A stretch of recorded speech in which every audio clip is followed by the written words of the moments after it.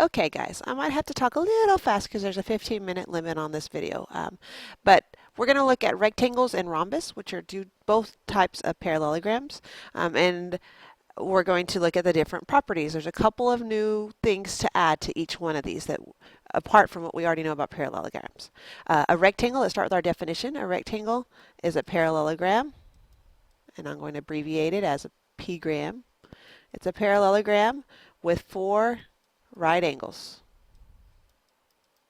Okay, so let's go ahead and let's mark it as such in my picture. Let's say it's got 4 right angles. And so because it's a parallelogram, that means everything that we've already learned about a parallelogram is going to be true. We're going to have, and I'm going to uncover these as I mentioned them, opposite sides that are parallel. We learned that as a part of it's the definition of a parallelogram. Opposite sides are going to be congruent. That's a property of a parallelogram. And my diagonals are going to bisect each other. Okay, and so let's go ahead and add in our diagonals because we know we're going to be talking about them in here. So let me go ahead and add these.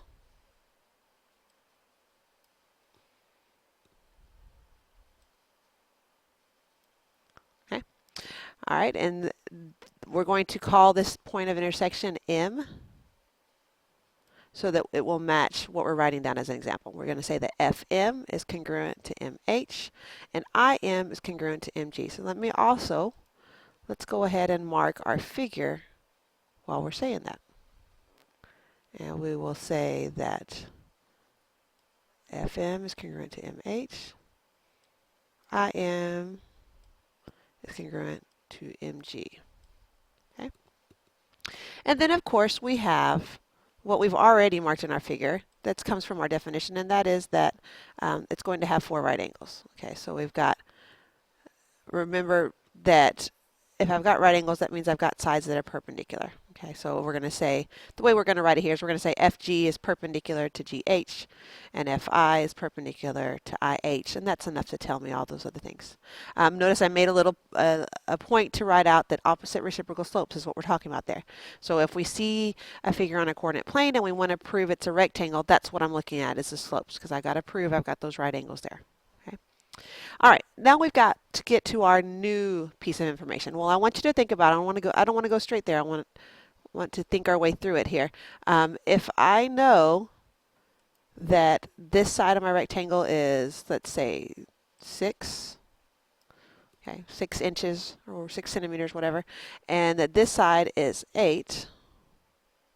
Well, because we have this right angle here, we could actually use Pythagorean theorem to find that diagonal because we have a right triangle there. Okay, and so what happens is that, hey, guess what? This other side is also 6. So then I have another right triangle right here, triangle IGH. And when I do Pythagorean theorem there, I'm using 6 and 8 again. I'm going to get the exact same answer. So because of Pythagorean theorem, because we've got right triangles, our last property that we're going to add in here, is that we have diagonals that are going to be congruent. Okay, my diagonals of a rectangle are congruent. So that means, you know how we marked our pieces a second ago? Not only can we say that these two are equal, well, that means these two are also equal to the 2 we already marked. Every one of those little pieces is equal. They're all equal halves because they're halves of equal congruent pieces. Okay? All right, so let's go ahead and write out that example. And there we go. So we're going to say that FH is congruent to IG. Okay. And that's the only new property of a rectangle, really, apart from the 4 right angles, which comes from its definition. Okay. All right, so let's take a look at how I can use those properties to find missing measures in a rectangle. So here are the examples you see on your paper. And you're going to want to write these out. It's giving us one angle. Angle 1 is 70 degrees, and it wants us to find all the other angles. So there's several things that we're going to use here. We know that in each corner, each of these two are going to have to add up to 90. So if angle 1 is 70, angle 2 has to be 20 degrees because that corner has got to be 90 degrees. Well, guess what? This was a right triangle. So that means that if this is 70 degrees, this has to be whatever's missing also to make 180 there. So we've got 90 and 70. What's missing is going to be, again, 20 degrees. So angle 6 is 20 degrees. But in all honesty, really we should have already known that, right? Because these are alternate interior. I have parallel sides. So 1 and 5 are also going to be congruent. Same thing. They're alternate interior. 1 and 5 would both be 70 degrees. That is a 7. Okay. So we've got these corners taken care of. Well, let's go just a little bit further. Think about what the way we just marked our figure, and we showed that, hey, all of these little pieces are all equal. Well, that's going to help us figure out everything else because we know we're going to wind up with isosceles triangles. Okay, so we know angle 1 here was 70. That means angle 8's got to be 70. Okay, we know that if 8 is 70, that means this is 7 is 20 because that corner has to add up to 90 degrees. And hey, here's another isosceles triangle. So 7 and 6 should match, and they sure do. We had already found 6. Same thing's happening here. We've got an isosceles triangle, and so 5 and 4 have to match. 5 was 70, so 4 will be 70 degrees. And then we come back over here, and angle 3 is going to have to be what 4 needs to make 90. So angle 3 is going to wind up being 20 degrees. All we have left now are 9 and 10, and we could actually find these other two that aren't marked. But I'm going to use the triangle here, the 7, 6, 9 triangle. 7 and 6 were both 20 degrees, so that makes 40. What's missing to make 180 there is 140. And of course, angle 10 is going to be congruent to it because they're vertical. So angle 10 is also 140 degrees. Okay. So that's the way I work with the angles. The sides are pretty simple as well. We've got KN is going to be 12. And NM is 5. Well, we know opposite sides are congruent, so that's an easy place to go. That's going to be 12 and 5. So KL is 5. LM is 12. And then all these other pieces are diagonals or parts of diagonals. And so think about what we used just a second ago to prove the diagonals are congruent. We talked about Pythagorean theorem here. So we're simply going to say the square root of 5 squared plus 12 squared. We're plugging that in there to find out how long my diagonal is. And it comes out to 13. It's nice and pretty. So each one of my diagonals is going to be 13. Well, that's LN here and KM. These other two, KC and LC, are both half of my diagonal. So I'm just going to take that 13 and divide it by 2. And we get that each one of those must be 6.5. Okay. So that's rectangles. Really only the one new fact, and that is that my diagonals are congruent. But it does allow us to do some more, to be able to go further with our measurements there. Okay. All right. Let's take a look at the rhombus. And let's see what it has to show us.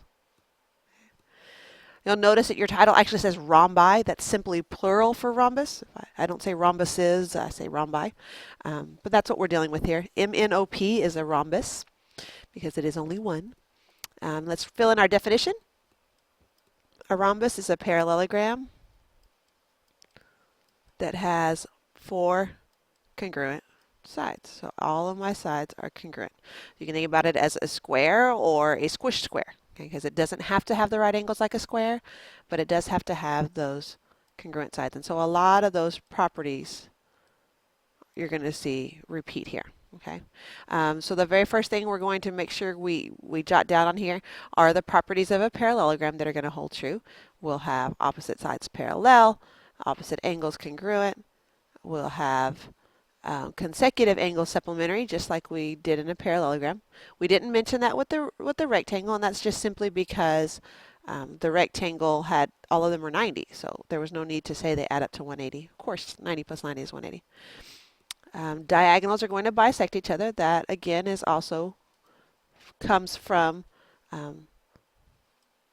my parallelogram. So let's go ahead and draw in those diagonals. And we're going to call that point right there X this time. All right, so that we can say that PX is congruent to XN and MX is congruent to XO. Okay. And then, of course, we've got this one, number 5. And number 5 is coming from my definition. My definition tells us we've got 4 congruent sides, and so we're going to label them as such. We're going to write them down. Say what PM is congruent to MN, which is congruent to NO, which is congruent to OP. They're all equal. Okay. All right, and then notice 6 and 7. And again, that diagonals words pops up there because our two new things to add are both dealing with the diagonals. Okay, and so I want you to take a look at this. There's one more thing that we need to mark on here, that we said our diagonals bisect each other. So remember that that means that this piece XO is going to be equal to MX, and PX is going to be equal to XN. Now on the last one, on the rectangle, they were all equal, but that was because of that right angle. Okay, this time we can clearly see that M and O are actually closer together than P and N. We kind of squished it there. Okay, they got a little bit closer together. But even though they aren't all equal, take a look at the triangles. Each one of those triangles is going to have to be congruent by side, side, side. We have a 1, 2, and a 3 in every one of these little triangles. Okay, and so because of that, since they're all congruent, that means corresponding angles are congruent. That means these guys right here in the middle at X are all going to have to be congruent, because in every triangle, this vertex is between the 2 and the 3. Okay, and the only way that that can work for them to all be congruent is if they're all 90 degrees. Okay, so our first new property of a rhombus is that the diagonals are perpendicular. Okay, they're going to make right angles right there in the middle. And so we're going to say that as such. PN is perpendicular to MO, and we've got those marked there in the middle, those right angles. Okay, and then also another place we see corresponding parts is right here.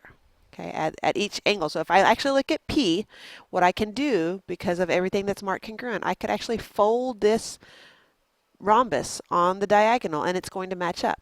Okay, everything's going to match.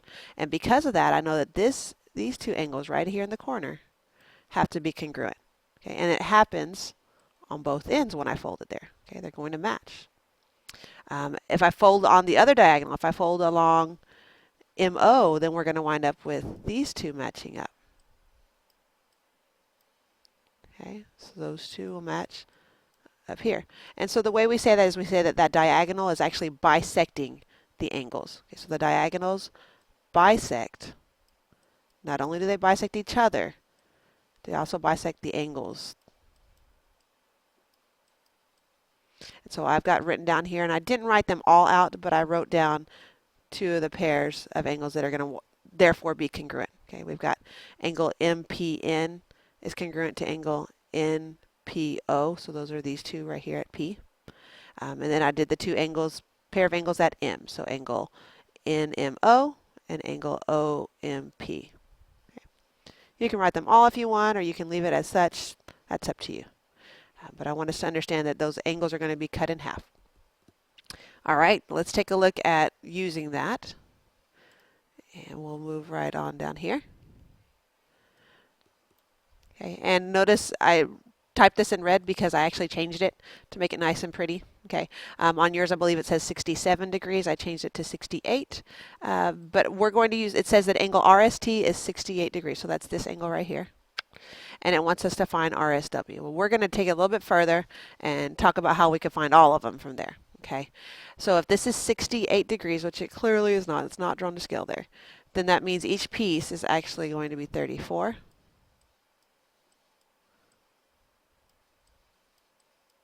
Okay. And then because we know that these are right angles, we could now actually go through and find every other angle in this whole picture. We only needed one, just like with the rectangle. When we knew one angle, we could find them all. Same thing here. So I would encourage you to do that. Go through and find all the other angles.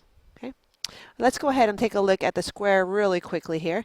A square is pretty simple because we've actually already mentioned everything we need to know about the square. Okay, because not only is a square a parallelogram, it's a rectangle and it's a rhombus. Okay, so that's really the main thing we're going to write in here.